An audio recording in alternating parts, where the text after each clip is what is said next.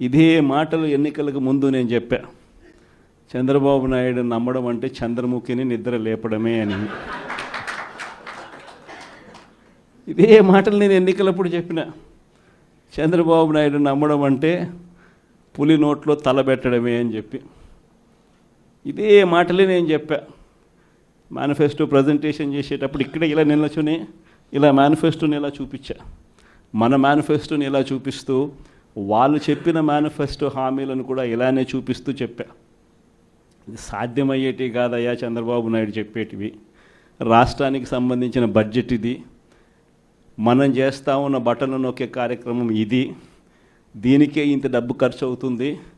మరి చంద్రబాబు నాయుడు ఏమో 1,72,000 కోట్లు సంవత్సరానికి అయ్యే ప్రతిపాదనలు ఆయన చెప్తా ఉన్నాడు. సూపర్ 6లు మోసము, సూపర్ 7లు మోసము అని చెప్పి చెబుతూ మనమేం చేయగలుగుతాము అన్నది కూడా ప్రజలకు అర్థమయ్యేట్టుగా కూడా మేనిఫెస్టో సందర్భంగా కూడా చెప్పడం జరిగింది. ఈ రోజుకి కూడా నేను చెప్తా ఉన్నా, ఓడిపోయాం పర్వాలా, ప్రతిపక్షంలో కూర్చొని ఉండం అది పర్వాలా, మళ్ళీ రీలు వెనక్కి తిరిగి మళ్ళీ అదే రోజుకు మళ్ళీ తిరిగి వెళ్ళి కనీసం ఇలా జరుగుతుందని తెలుసు కదా ఇప్పుడు ఎలా చెప్తావు అని చెప్తే మళ్ళీ ఆ రోజు వచ్చినప్పుడు ఇదే విధంగానే మళ్ళీ చెప్తా. ఎందుకనంటే రాజకీయాలలో విలువలు, విశ్వసనీయత అన్న పదానికి అర్థం అదే.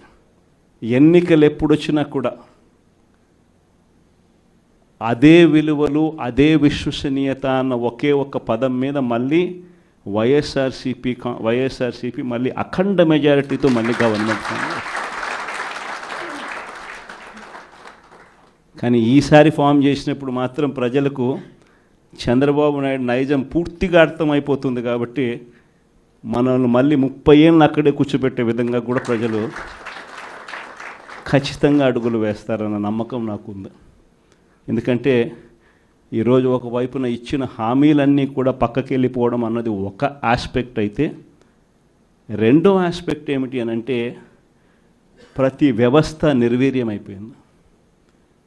కేవలం చంద్రబాబు నాయుడు గారి ప్రభుత్వం రాక మునుపు మన ప్రభుత్వం ఉండేది.